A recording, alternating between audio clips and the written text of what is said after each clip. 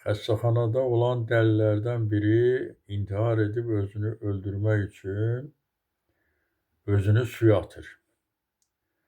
Bunu görən digər dəli suya tullanıb həmin dəlini sudan çıxarır və beləliklə onu ölümdən qurtarır.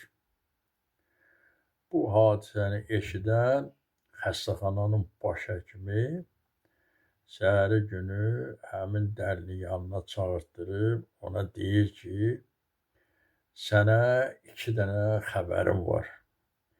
Biri xoş xəbərdir, biri isə bəd xəbərdir.